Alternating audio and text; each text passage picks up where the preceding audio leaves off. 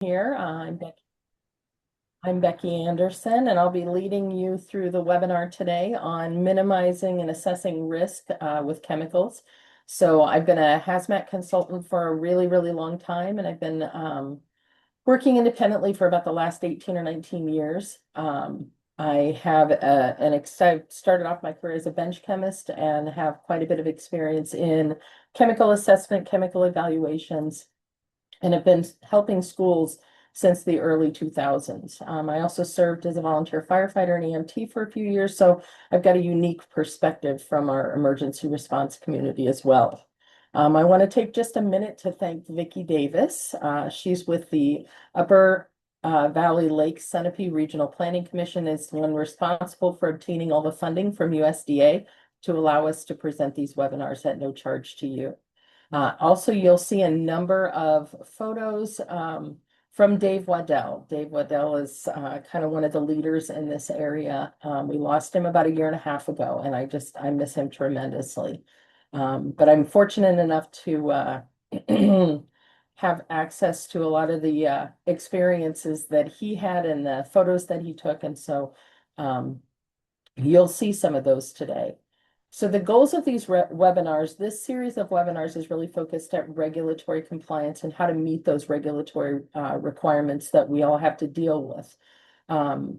There are some resources out there that we'll refer you to. One of the best ones that I've seen and in the entire 20 years that I've been doing this is the Lab Safety Institute.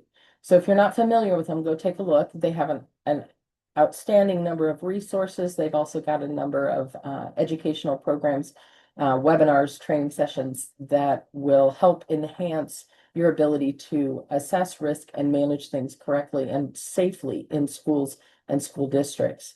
And then over the course of the remainder of the webinars, what we're also going to do is do a deep dive into the chemical hygiene plan, which is a section of the lab safety standard under OSHA. The chemical hygiene plan, and what you'll hear me refer to that as the chemical hygiene lab safety plan. That way it clarifies it a little bit, but we're going to talk about that as well as standard operating procedures that we need to have in place that are also required as part of the OSHA laboratory standard. The overall thing that I want you to think about, and this has really been the focus of these webinars, is how are we going to prevent this legacy chemical problem from happening again? Legacy chemicals, as you remember from previous webinars, are those chemicals that have been purchased by prior teachers, by prior school districts, by prior schools, or donated from other labs. And they've been around for a really long time. Typically, legacy chemicals sit around for longer than 10 years. And, we found them, the majority that we're seeing still in this country have been sitting on science shelves for 40, 50, 60 years. These are really dangerous chemicals. The challenge that I see, though, is schools that I cleaned out and helped with legacy chemical disposal in the early 2000s, we're seeing buildup of legacy chemicals again. So how do we prevent this from happening? And what we want to do is we want to focus on the entire life cycle of those chemicals that are coming in, from procurement and identifying whether or not we want them on site, to using them and storing them properly, to proper disposal techniques. And so as long as we build in some SOPs and we establish some protocols at the district level and then roll those down to individual school levels, I think I'm confident that we can end this legacy chemical problem once and for all. So that's what I'm emphasizing. This is just kind of a technical tips. One of the things you'll notice is that the chat is shut down, and Vicki will open that right at the end of the presentation, so that we don't have a distraction with lots of comments coming in. So Vicki will open that at the end of the presentation for anyone that has any questions. We also have the raised hand thing is disabled. So if you do have any questions throughout the day today or throughout this morning, go ahead and write those down, and we'll try to address them at the end of the presentation as well as I possibly can.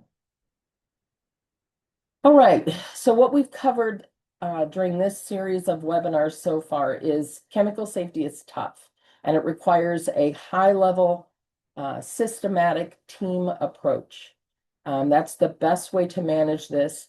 And then we have a coordinator that's actually required as part of the OSHA laboratory standard, and that's the chemical hygiene officer. We also have some states that require a waste disposal coordinator. New Hampshire is one of those. So these are positions that have to coordinate hazardous waste management throughout the district and particularly throughout each building site. So we covered that in depth a lot last webinar. And if you missed that one, I'd encourage you to go back and take a look at it. We also talked about the role of the district safety committee, or as a subcommittee of that, the chemical safety committee. It doesn't have to be two separate committees. It can be just a dovetail or a portion of the safety committee at the district level, but we really need to see engagement at the district level for developments of those policies, procedures, and standard operating procedures that we're going to use to continue to manage waste on an ongoing basis and to manage chemicals on an ongoing basis. And that's not just in science. That's also in art. We see this in career and technical education, automotive shops, automotive paint booths. We see it in woodworking shops. And then also we see, of course, lots of chemicals in facilities. So those are the things that we want to focus on at the district level to make sure we've got SOPs in place.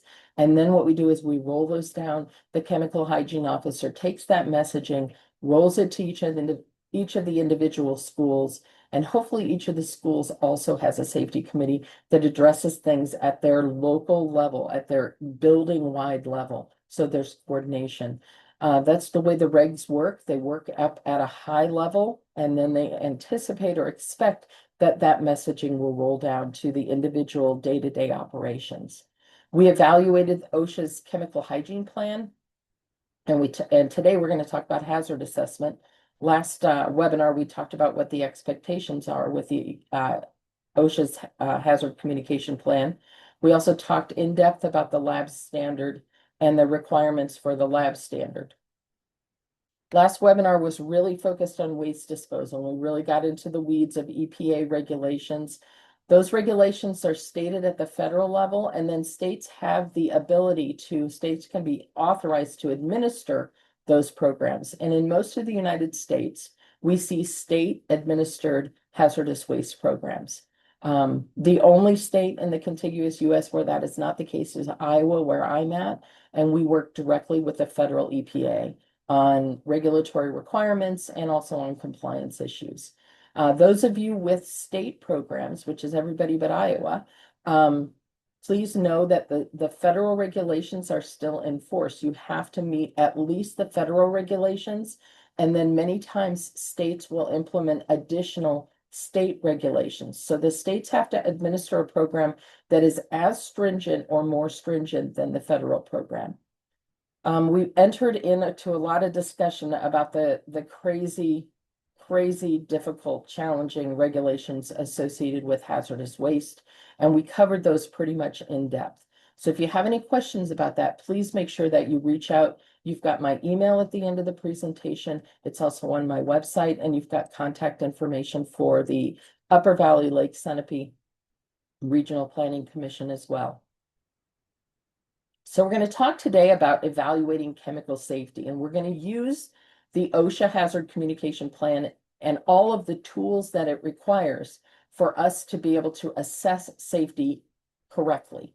All right. And this is not just targeted at lab chemicals. In fact, a lot of today's presentation is going to be targeted more at products. So things that you might find in the art classroom or the theater department or the woodworking shop or at facilities. And what I'm going to do is I'm going to teach you some strategies so that you can adequately use those safety data sheets and other resources to make sure that you're not advocating or bringing in chemicals that are higher risk than is warranted in your school district. We're going to talk about toxicology and exposure data. We're just going to hit it from a really high level, but I'll give you some tips that I use when I'm assessing chemicals, both for industry and for schools. And then we're going to talk a little bit about the difference between marketing language and actual true safety data sheet data, technical data. And then we'll talk about some resources. So we're going to start today with a demonstration of competency. OSHA likes to see this. So if you would just write down your answers, and then we'll cover these at the end of the webinar today.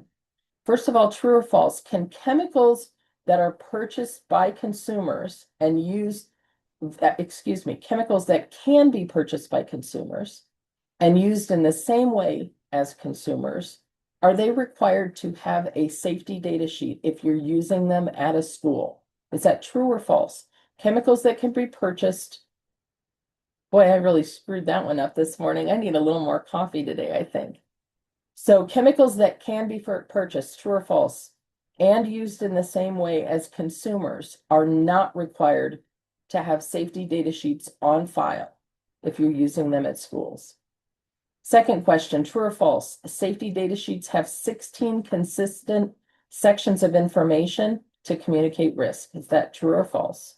And then the third one, true or false, are more safety data sheet listed pictograms and indicate more safety data sheet listed pictograms is an indicator of more risk for a chemical. So if I'm looking at a safety data sheet and I see 2 pictograms on one chemical versus 6 pictograms on another chemical, which is the more risky chemical? Do more pictograms indicate more risk? True or false, more pictograms do indicate, you can use that as one indicator of risk. So boy, I'm kind of wobbly this morning. Bear with me, folks. All right. Hazard communication program can be found in 29 CFR. CFR is the Code of Federal Regulations in section 1910-1200. I'm going to refer to this as the section 1200 code. Now, this is different than the OSHA laboratory standard, which is the 1450. That's it found in 29 CFR 1910.1450. This particular section of code, the OSHA hazard communication, can be called, we see everything from GHS program, which stands for Globally Harmonized System of Hazard Communication, or the HAZCOM. And that's what a lot of my industry folks refer to this as, is this is the HAZCOM program, hazard communication. Previous, this was called or referred to a lot as the Right to Know program, and communicated risk was presented to us using material safety data sheets. I will let you know that that's kind of one of the things that OSHA inspectors will listen for. Are you referring to things as material safety data sheets? If you are, you're using old language. It's outdated. We now, in 2016, we had some changes to the program and we switched to referring to this as the Right to Understand program. And we now get safety data sheets from our manufacturing friends. So safety data sheets replaces material safety data sheets. And I would really encourage you to make sure that you change your language to reflect that. That is one of the things that our regulators will listen for, to see if you are up to date on knowing what those plans are. We also had some changes that were put into enforcement in 2024. They're working their way through now. They're not all required immediately, so they have a grace period essentially for manufacturers and importers to get those improvements or those changes in place. So we're kind of in that transition period. What that means for you is there have been some changes to those safety data sheets, and you'll see that reflected in them. There are some changes that occurred around trade secret communication, small container management and labeling, and then a few updates to hazard classes. And we'll talk through those as we move through the webinar today. The intent of these regulations is to communicate risk and dangers associated with these chemicals, and that's what we're going to use them for. Safety data sheets now contain an enormous amount of information, and as we're whittling through that, particularly if you don't have a toxicology background or you're not an industrial hygienist, there are some sections of this safety data sheet that are more helpful. And I can teach you a few tricks very quickly so that you can look at a safety data sheet from a material when a vendor brings it in and says, hey, I want you to try this one. You should be able to, at the end of this seminar today, you should be able to assess those chemicals pretty quickly to evaluate whether or not that's a risk that you want to bring onto your site for you or your students. The components that are required of the OSHA hazard communication program include written plan with training and a demonstration of competency. And that typically I would encourage you to build out at the district level. So the district safety committee should address writing that plan, and that will help to establish policies and procedures that all of the schools and individual personnel that are working with chemicals throughout the district can use in their local settings. Safety data sheet management is required, and this is required for each individual area that is using chemicals. Again, we'll talk about whether or not consumer products, things that you can get at general box stores, have to have safety data sheets when they're being used at a school. I also want to just kind of introduce you to a concept. If you're finding with your school district that you have a lot of challenges managing the number of safety data sheets, making sure they're up to date and they are most current, because again, we want current ones because they're going to reflect those changes that occurred in 2024.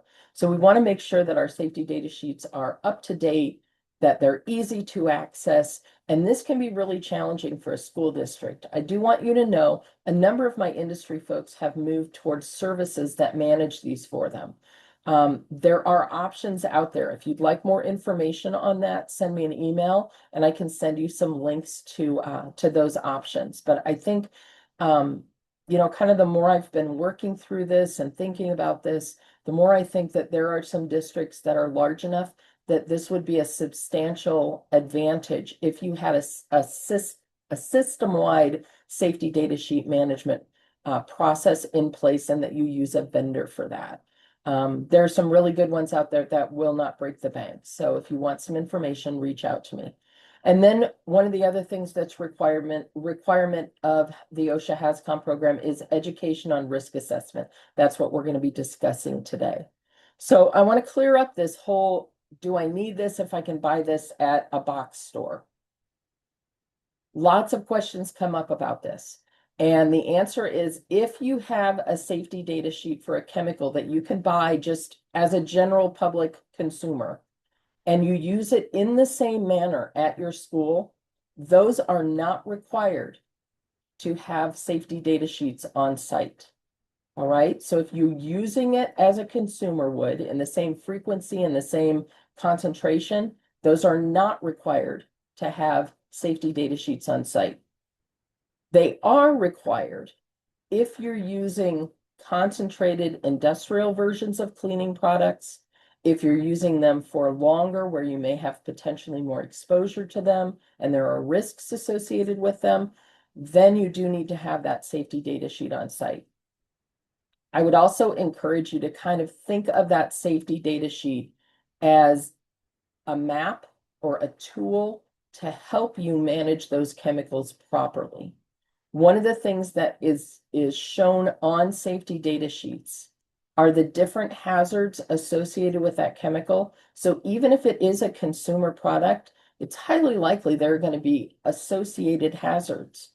And I'm going to challenge you just a little bit and say, even if it's not required, because you're using it as a consumer would, even if it's not required, would it be helpful if you had a problem with that chemical? If somebody had an exposure and you were trying to figure out how best to treat that person or get that person first aid, if you're trying to figure out how to store something safely, if you're trying to figure out whether or not it's regulated by the Environmental Protection Agency as a hazardous chemical, all of that information is on that safety data sheet. So even if it's not a requirement for you to have that, I'm going to encourage you to really think about that and go, is it something I should probably have? One of the biggest examples, or one of the most prevalent examples that I see of this is, I've got a lot of science labs that will purchase 70% isopropanol, rubbing alcohol, and they'll get it at their local box stores or local pharmacy for use in the science lab, because again, it's pharmaceutical grade. It's good stuff, and it meets the need for 70% isopropanol. One of the questions is, do I need to have a safety data sheet for that? I'm going to say in that instance, you're probably not using it a whole lot, maybe one or two experiments. I would say that as long as you're not using it a whole lot, you're not required under OSHA to have a safety data sheet for that. But I am going to tell you, I think it's really important for you to have a safety data sheet because isopropanol presents some pretty big risk. And we need to understand how to store it correctly. We need to understand how to dispose of it properly. It's a flammable. We can't just evaporate it up the hood or dump it down the drain. And all of that information is on the safety data sheet. And if we have a student that's exposed to it, we have a spill, something happens, that information would be helpful. So that's a prime example of one that is a consumer product. We use it with the frequency that consumers do for the most part. But I'm going to encourage you to really evaluate, wouldn't it be helpful for you to have that safety data sheet on site or accessible to you in the event that something goes sideways? So think about that. All right. This is again the section that we're going to be really talking about in depth today. So if you have questions about it, I have been spending a lot of time with AI, Gemini and Claude and all the different providers out there. I want you to know that looking up code regulations and helping with interpretation is a great use of artificial intelligence. It's saved a lot of time. What I would encourage you to do though is if you do use a search engine with AI, make sure that you ask for the code citation and verify it by yourself. Verify it for your particular state. Because again, a lot of the AI will give you the federal regulations, but they won't give you the specific state regulations you fall under. And even if you ask for those, please verify that they are the most current and most up to date. It's a great place to start to learn about what are the code requirements. It's a great place to start to maybe build out a written plan, a good template for a written plan. But again, don't rely on that. Make sure that you do your research and that you understand what the specific code requirements are. The things that we see listed are under code requirements, chemical classifications is required as part of the HAZCOM plan, safety data sheets, labeling. We have new provisions for very small containers, a written hazard communication program, employee information and training. There are provisions in here for trade secret protection for safety data sheets and the composition of different products. And those have changed a little in 2026 as well. And then an inventory for chemicals on site. There's also more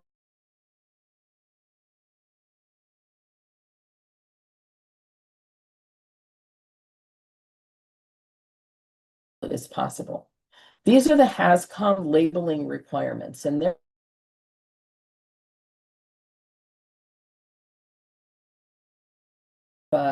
let's say you're mixing a 6 molar hydrochloric acid solution. You're going to want to make sure that when you label that beaker or you label that flask, that you have all of this information on the label. Long gone are the days where we just take a piece of lab tape and write 6-MHCl on it. That doesn't work. And that's one of the primary things that we've seen as a problem in building up legacy chemicals. We've got to prevent that from happening. So please do not do that. You can do an abbreviated label if you are the only person that's going to be messing with that chemical and you only keep it for a one work cycle or one shift, is the way that OSHA refers to it as. I'm going to say, you know what, if it's going to stick around longer than one day, you need to have the full content of the labeling on there. And these are all the different things that are required. You've got to have the product's name or the chemical's name. You've got to have the signal word that's associated. If that chemical on the safety data sheet has a chemical signal word of danger or warning, that needs to be on the label. Got to have the hazard statements, and there can be a lot of them. Those have to be on the label. Pictograms that are associated on that safety data sheet, you need to have those pictograms on the label, as well as any precautionary statements. You've also got to have the name, address, and phone number of the manufacturer so that you can contact them for emergency information. It's a lot. I will tell you, it is a lot. It didn't used to apply to waste, but now EPA has said, yes, we will allow OSHA's pictograms to be used as a hazard risk identifier.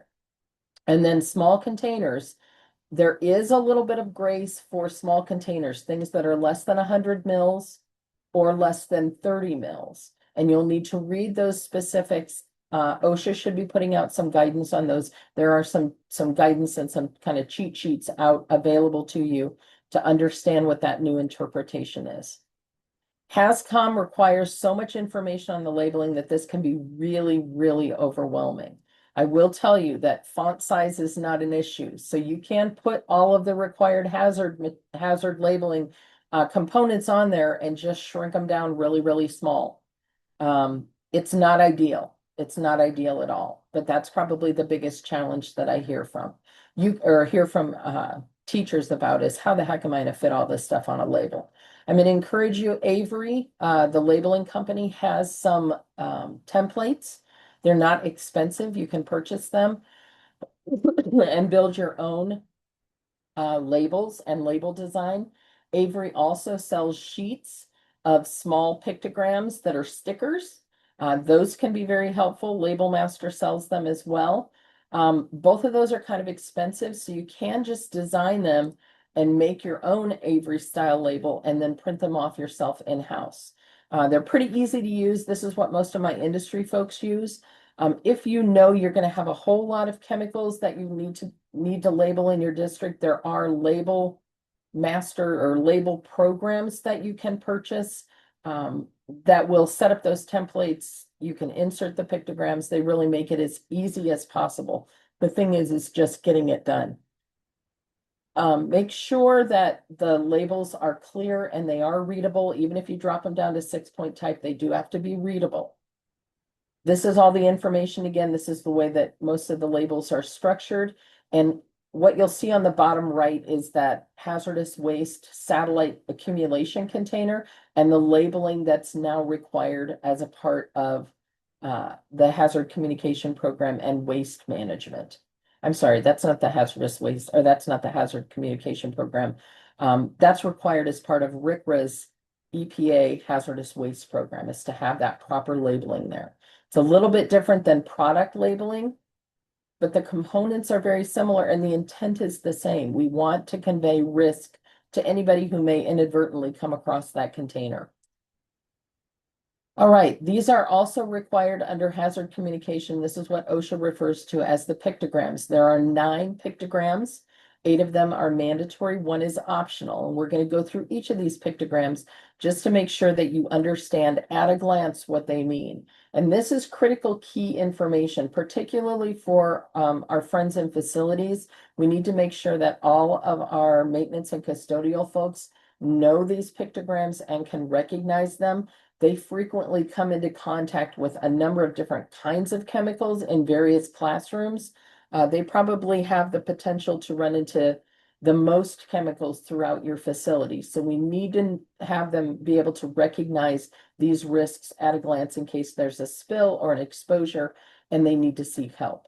So the very first one there is the skull and crossbones, and that's an indicator of acute toxicity.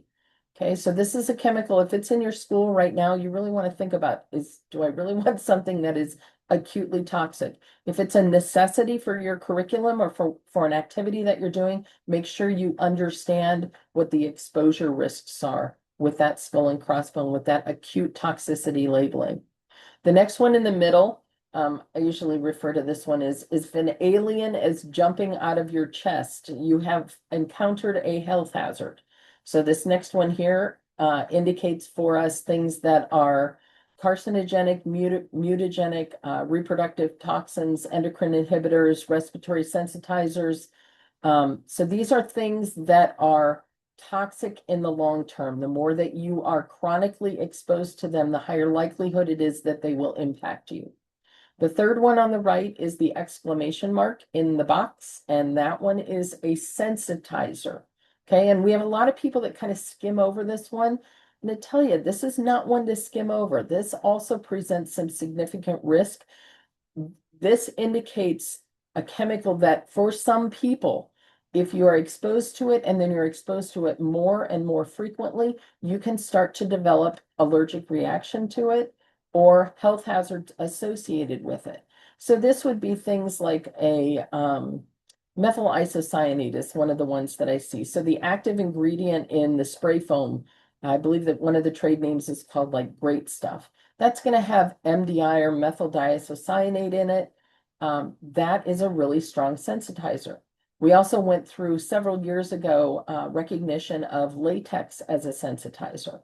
And so a latex, let's say a specimen that we used, that we injected with latex to identify veins and arteries, that may have latex components to it, may be indicated as a sensitizer. There is a new category that's listed under sensitizers and under that exclamation mark pictogram, and that's hazards not otherwise classified. It's not mandatory, but it's just one more indication to you. Hazards that are not otherwise classified. These are things that maybe they're biotoxins and we just haven't recognized them as how toxic they are yet. So now we can use this symbol, this pictogram, to give that indication. These three pictograms are all focused on things that like to light themselves and other things on fire. So we've got the exploding bomb. If you've got anything in your district that has that label on it, you're going to really want to rethink that one. Predominantly, this would be, this is going to be fireworks. This is going to be ammunition and weapons items. This also can be organic peroxides. So that's one you need to pay attention to if you are teaching organic labs. Organic peroxides can become shock sensitive, friction sensitive explosives if they're stored for too long or in improper conditions. We do occasionally see these as legacy chemicals. Unfortunately, most of our legacy chemicals predate the OSHA HAZCOM program, so they're not labeled this. You want to be really careful. If you are housing any organic peroxides on site, I'd really encourage you to think about whether or not you want that level of risk. The one in the middle are flames, is the flame that indicates flammables. So these are things that are going to create vapors that become flammable and can light themselves on fire as long as they have a sparking source. One of the things that's included in here now are desensitized explosives. So things that have been sitting around long enough that they've become, either they've become peroxide formers or they've become unstable. The next one is oxidizers. These are things that have high oxygen content that like to react with a lot of different chemicals. This is an indication to you that you need to store this one special. It does not need to be stored in your flam cabinet, but you do want to store it away from a number of different classes of chemicals it can react with. I would encourage you again to dive deep into a safety data sheet on this one, just to make sure that you're storing these properly. I know that we do see these in a lot of science, particularly chemical stockrooms, chemistry stockrooms. Please make sure that you understand how to store this as safely as possible if you are using some of these in your curriculum. Then these last three indicate the various different types of risk. The gas cylinder is gas under pressure or chemical under pressure. That's a new designation under the 2024 HAZCOM changes. The middle pictogram is for corrosion, and this covers both acids and bases. Now, one of the things that I want you to dive deep into here is that we really messed up by using the same corrosion pictogram, and DOT is the same pictogram for their labels for both acids and bases, because we absolutely do not want to store all of our corrosives together. We've got to keep acids separate from bases so we don't see those interactions. The last one is non-mandatory in the United States. I'm going to encourage you to go ahead and label things with this correctly, but it isn't mandatory in the US, and that indicates environmental hazards or aquatic toxicity. And again, we see quite a few of these in our science labs. We do see these sometimes in the art room or in facilities as well. So make sure that you're taking a look at those safety data sheets and you understand that, those risks as well. Now, one of the things I wanted to talk with you about today is, again, why do we see such a difference in the packaging requirements for commercial chemical products or manufacturing level products versus things that consumers buy? And the reason that we see such a difference, the reason that when you go to a box store and you pick up a cleaning product, it may be the exact same cleaning product that a supplier is selling to a school district to be used in cleaning bathrooms, for example. The reason that we don't see pictograms and all of those danger and warning signal words, all of the hazardous elements, why we don't see those on consumer products is because those are governed by a different agency. OSHA is focused on worker safety and communicating worker safety. The responsible agency for overseeing consumer safety is the Consumer Product Safety Commission. Totally different set of rules that they operate under. That's why those labels are different. So for example, if I go to a supplier, a maintenance or a facilities supply house, and I say, you know what, I want to buy toilet bowl cleaner for every school that is that's in my district. When I get that toilet bowl cleaner and I distribute it out to my schools and I teach my custodial folks how to use it, it's going to have labels with pictograms, warning or danger signal words on it. It's going to have hazard statements. It's going to have the manufacturer's name and phone number on it. All of those label components will be on there. If I go to a box store and I pick up the same toilet bowl cleaner, it's not going to have any of that information. Again, two different regulatory agencies that are overseeing that.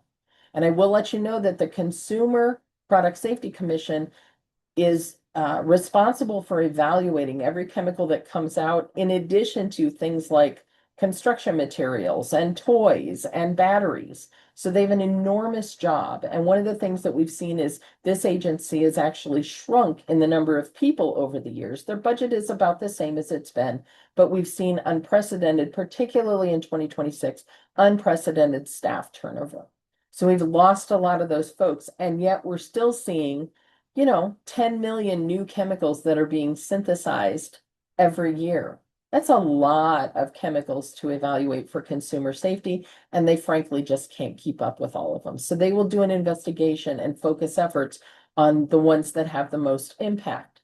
But that's why there's such a difference. And that's why if you are bringing something in and you're using it in a commercial facility or a public facility, that is not just a standard typical consumer use, that's why you need to have those safety data sheets. And that's why those particular labels have to be on those particular chemical containers.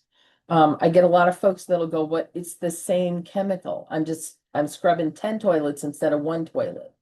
Well, it's because you're scrubbing 10 toilets. So when we move out of that consumer level of exposure into more of a site-wide industrial level of exposure, a job-focused level of exposure, that's when we have to have that additional information available to us.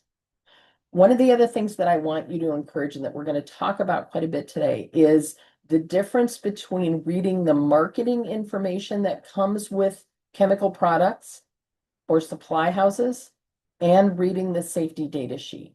There's a very different level of information that is communicated between marketing slicks, marketing information, and what safety data sheet information is included. So for example, we're going to do just a quick little overview. This is just a little side note on how do we get the data difference? Because there can be a lot of data difference between whether it's a marketing piece of information or it's a safety data sheet.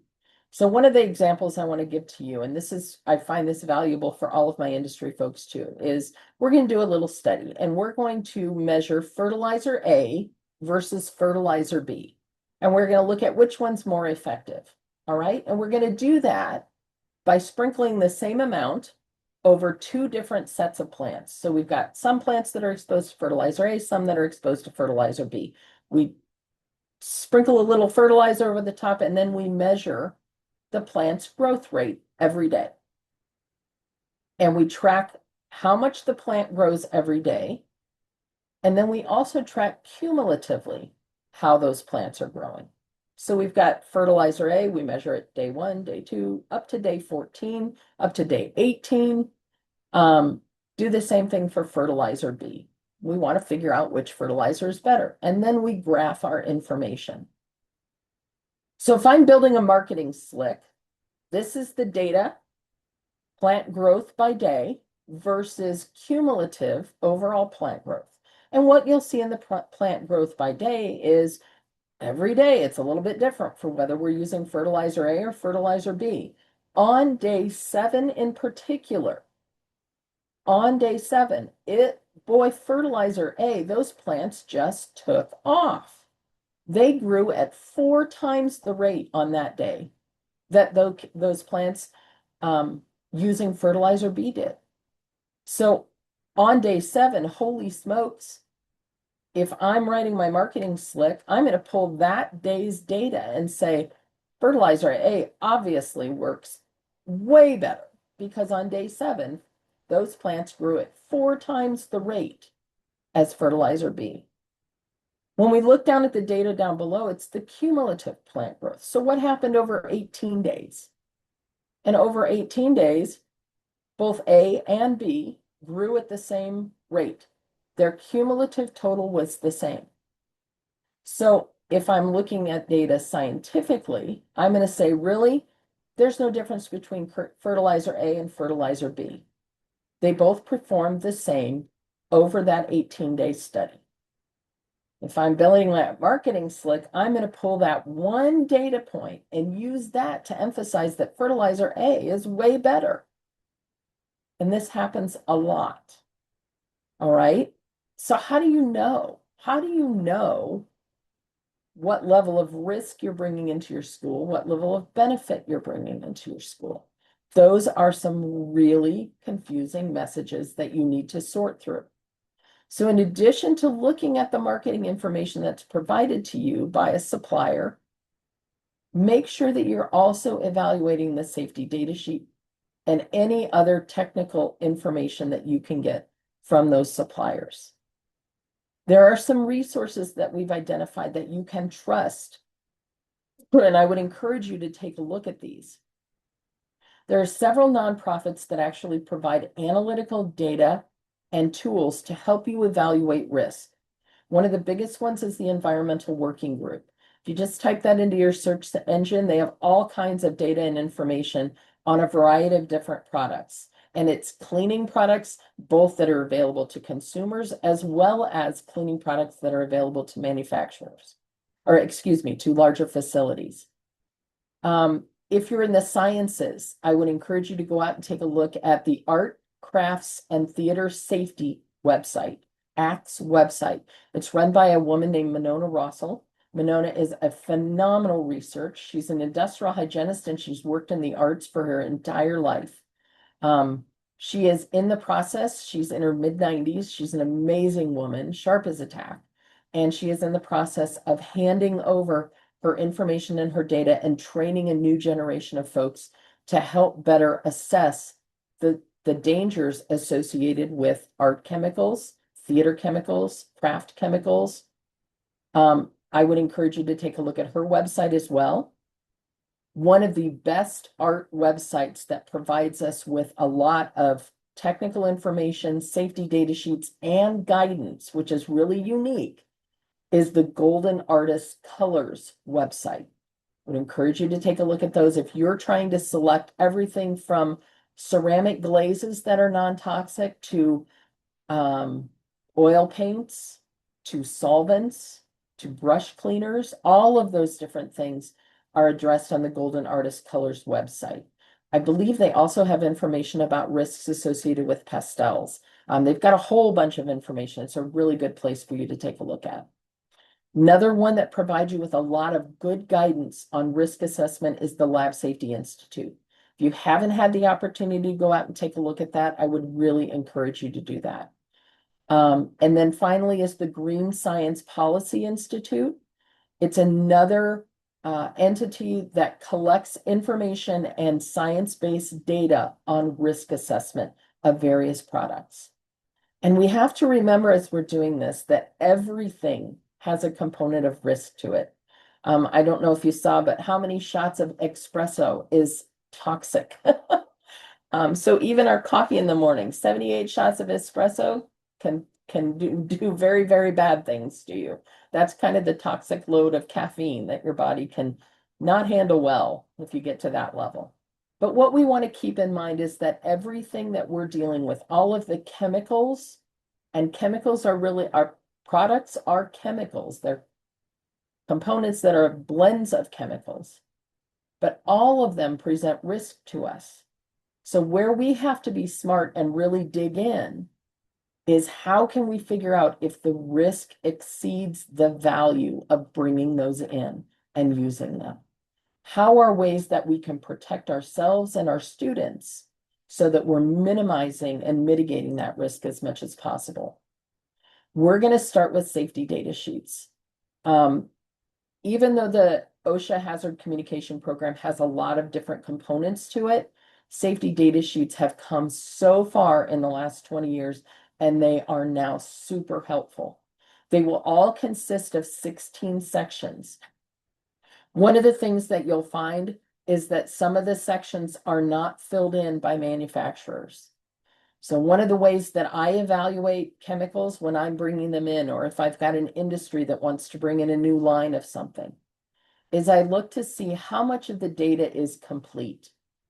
Because if I'm working with a company that's not including all of the data that they possibly could, it doesn't give me good feelings about using that chemical without really being able to fully assess the risk. Two of the science chemicals that I rely on for evaluation of laboratory chemicals is Fisher Scientific and also Sigma Aldrich. Both of them produce compliant, effective, well-written safety data sheets. And even if you're working in art or you're working in facilities, if you come across a manufacturing safety data sheet that really doesn't have a whole lot of information, you can take the composition ingredients, pull those names out and put them into Sigma or Thermo Fisher or Fisher Scientific and pull up safety data sheets for just those specific ingredients. It's a little trick to help you assess whether or not, it's not going to give you all the answers, but it'll give you some good guidance. If the SDS doesn't have good compositional information on it, you can also search and find other safety data sheets and then use them. Manufacturers' websites typically will have, they all will have safety data sheets. Some of them require you to request the safety data sheets, and you can't get them unless you are already a client of theirs or you're already purchasing their materials. So that's a little frustrating. Just be prepared for that.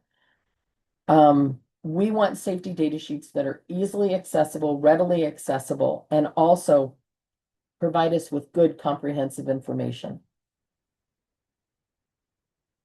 Companies are required to provide these to you if they sell you the product. They're not always easy to find.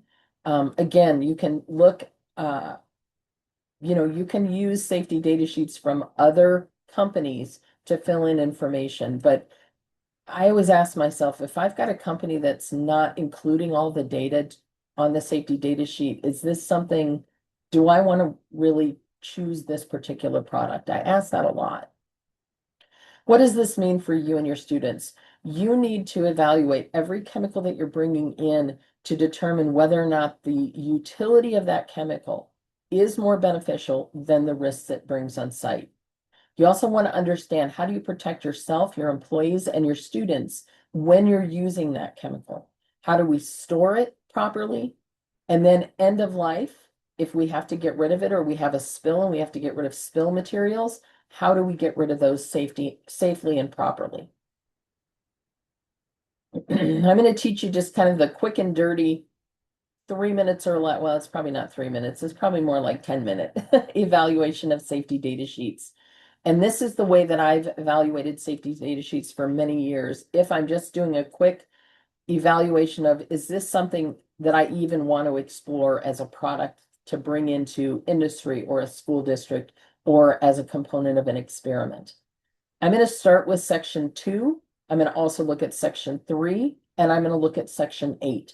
Those are the 3 predominant sections that I'm going to look at. Section 2 is the most, in my opinion, most critical. It's going to give us that at a glance pictogram evaluation of what are the risks that that chemical or that product is associated with. It's going to give us hazard statements, and it's going to give us a signal word of danger or warning if this is a particularly risky chemical. Section 3 gives us the composition. So if the rest of the safety data sheet doesn't give us much information, we can look at that composition and use that to identify risks using other safety data sheets. The other thing that that composition section does is it does allow our manufacturers to claim trade secrets. They can put in there that the formulation is a trade secret and they don't have to provide you with the compositional information. What you need to do at that point then is step back and go, okay, but what does section 2 tell me? And let's move on to section 8. And section 8 is the exposure control, the toxicology, whether or not this is a mutagen, a carcinogen, whether it has any reproduction information. That's also included in section 11, which is the toxicology section. But section 8 is going to give us an overview. You're going to see a lot of abbreviations in section 8. You're going to see things like TWA, STEL, PEL, REL. All of those are industrial hygiene lingo for how much of this stuff can I be exposed to before it's problematic and it's really a risk for me. And I'll give you a hint. The lower those numbers are, the higher the risk. You don't have to understand what they all mean, but what you do need to understand is if those numbers are low, that means that this chemical, it doesn't take very much exposure at all for it to have health impacts for you. So you want to think about that. So let's talk in depth about section 2. This is a critical section. This is where we're going to find the pictograms, the signal words, the hazard statements. One of the other things you'll also see on here are SDS categories. So you can see the GHS classification is under section 2.1, and you will see that it's category 2, category 3. This happens to be the safety data sheet for methanol.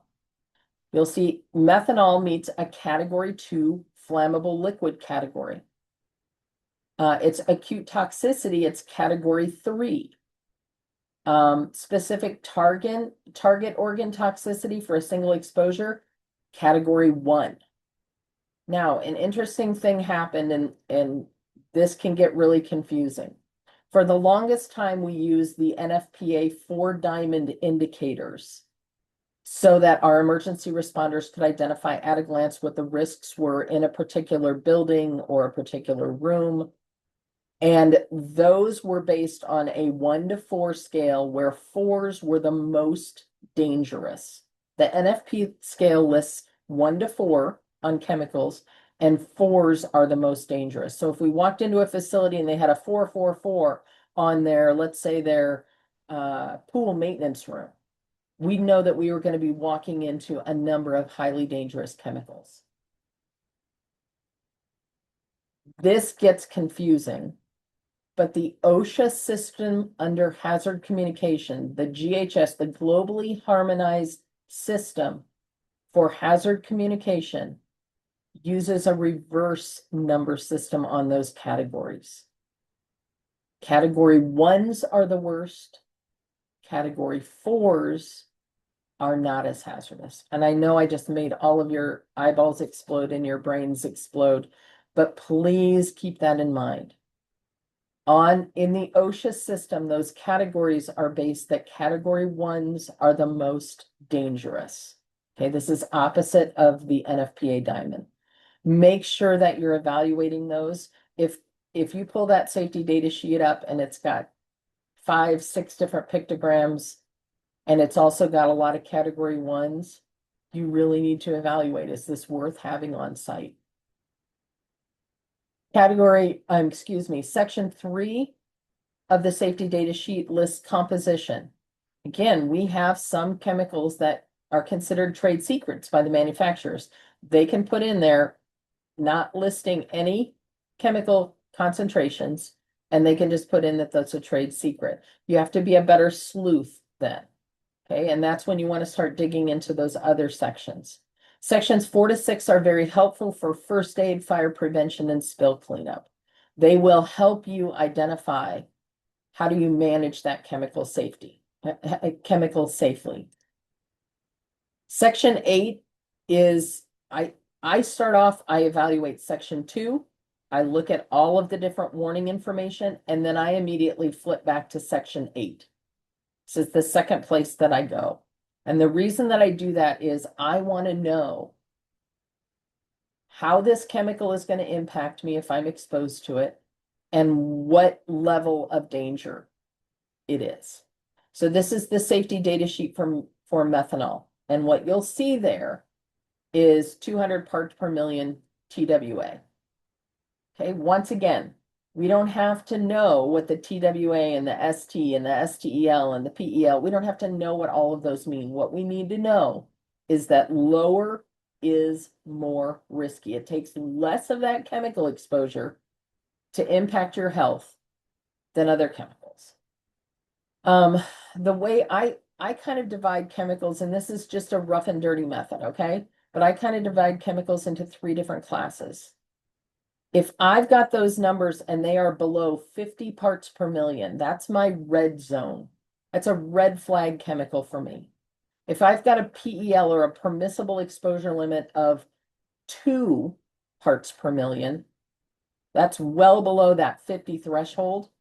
That means that I can only be exposed to 2 parts per million before that chemical is going to have some negative impacts on my health. If I've got a choice to use a chemical that has a PEL of 2 parts per million or a PEL of 200 parts per million, I'm going to really think seriously about that and move towards that 200. I divide chemicals up into essentially 3 zones or 3, I give them 3 flags. My red flags are chemicals that have any toxicological data with 50 parts per million or less. If we're between 50 and 500 parts per million, that's kind of a yellow zone. I want to respect that chemical, but I'm also going to recognize that it does present me with risk, and 500 parts per million is still not much exposure. And then anything that's over 500 parts per million, that's a green zone chemical for me. It's still going to present risk. I'm not going to eat it with my Cheerios in the morning. I'm not going to eat my Cheerios in the morning.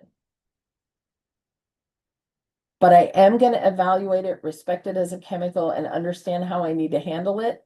But if I've got the opportunity to work with something with a PEL of 800 parts per million versus 2 parts per million, I'm going to go with the higher numbers because they are less risky. Considerations, other considerations, evaluate whether or not it's flammable. Can you control all of the sources of ignition if you're working with that flammable chemical and those vapors are filling the room that you're working in? Can you eliminate all the static charges and all the other flame sources and all the other ignition sources? If a chemical is highly corrosive, make sure you understand whether that's an acid or a base. And there are some chemicals that are corrosive that present us with a lot of toxicology risk as well, a lot of exposure. One of the primary ones that I see in a lot of schools is glass etchant. Please make sure that you evaluate not just hydrofluoric acid, but also products such as Armor Etch or other glass etchants. Make sure you understand the risk associated with those chemicals. If data shows me that less than 50 parts per million puts this chemical into that red flag zone, is it really worth it for me to be working around that chemical? Keep in mind, these chemicals are going to produce dust. They're going to produce vapors and fumes that we might not be able to see. And those inhalation risks are the most dangerous ones. This is the amount of, it's hard to visualize what 1 part per million or what 50 parts per million is. So I added this in here just so that you have a little better understanding. Lower numbers in section 8 of that safety data sheet indicate for us that it takes less of that chemical to impact our health. 1 part per million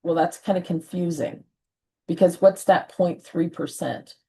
Because if I have 0.3% formaldehyde still in that specimen, then I have the potential to be stored 0.3% converted to parts per million is 3,000 parts per million. Quite a bit higher than that 0.016 that's recommended by NIOSH. So what can you learn from reviewing that safety data sheet that helps you assess that risk? Carolina Perfect solution, kind of the same situation. When I dig into this, the Carolina Perfect solution does not have formaldehyde in it. It's not listed, although the ingredients are proprietary. So it's kind of hard to figure out, well, does that specimen have formaldehyde or not?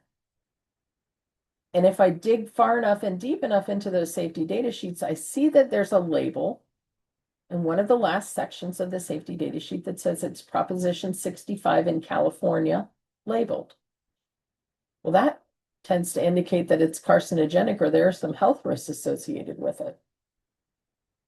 I dig into it more. I call Carolina. I say, hey, what's going on? They say, well, the specimens are stored in Carolina Safe Preservative, Carolina Perfect solution, which doesn't contain formaldehyde, but the specimens are fixed using formaldehyde. There's a very small amount that's residual.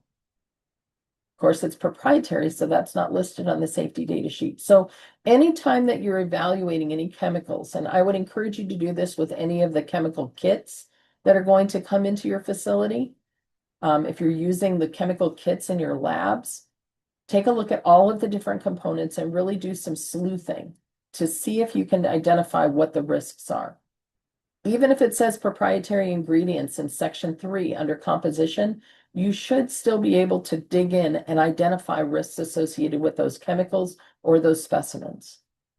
The other thing that I want you to keep in mind is that we are constantly and always being exposed to lots of chemicals, way more than people were 150 years ago or 100 years ago. We are now being exposed to thousands of chemicals every day. And so one of the strategies that I've adopted is to minimize my chemical exposure whenever it's possible. We're being exposed to all kinds of different classes of chemicals, everything from endocrine disruptors to small level particulates, food additives, pesticides, isocyanates. I talked about that previously. And because we have such a short history with a lot of these chemicals, because they're new, we often don't adequately evaluate what are the cumulative effects of these chemicals. What are we being exposed to? Does this have a link to the elevated cancer levels that we're seeing or autoimmune diseases that we're seeing? And the answer is we just don't know yet. We also don't fully understand, we're starting to, but we don't understand how our individual genetics can impact our body's responses to certain chemicals. It's like folks with a peanut allergy. Something is a little different with their genetics that causes them to react to it. I don't react to peanuts. I have celiac. I have a really bad reaction to wheat products and gluten. We don't know specifically. We can't just look at an individual and say, you know what, you're going to react to these 5 things, you should avoid them. We can't do that yet. It's coming, but we're not there yet. So what can we do instead to make sure that we're protecting ourselves and we're also protecting our students? Because we do have to remember that little bodies, student bodies, are much more impacted than adult bodies are. So these are some of the strategies that I've introduced into my life. Being a hazmat chemist has really taken a toll. And I've got a number of friends in the industry that have also paid an enormous price for working in industrial chemistry, for working around hazardous materials and hazardous waste. So what I do now is I work every day to minimize my exposure, especially to things that I don't know. I haven't read the safety data sheet for some of the fragrances that are available. I haven't read those safety data sheets, or if I've read them, they say proprietary on them a lot of times. If I do decide to bring a chemical into my home, I'm going to look for a safety data sheet.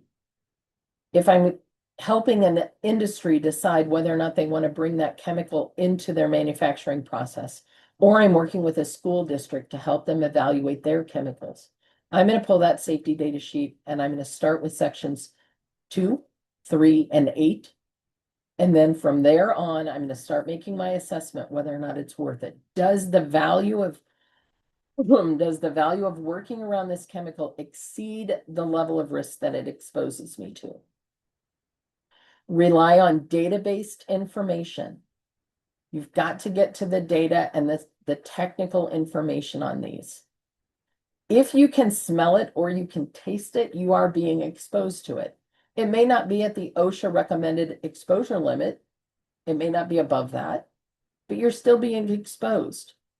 And cumulatively, what are all those exposures doing to our bodies? We just don't know the answer to that. Minimize exposure whenever you possibly can, in your work environment, in your home environment, hobbies, and in your personal care. We can't yet predict how individuals are going to react, how their bodies are going to be impacted. If you suspect that something's hurting you, stop using it. And if it's hurting you, ask the question, if it's been this rough on me, how's it going to impact the people that I work with or the students that I'm working with? Is it worth it? Also, I want you to keep in mind that in the United States, we have 70%, up to 70% of our residents here in the US that drink water from surface water sources. That means that we're pulling river water, stream water, or reservoir water, or lake water into our water treatment plants. We're treating that, and then we're putting it into pipes and bringing it to your house so that you have clean tap water to drink. We've got to protect those water sources.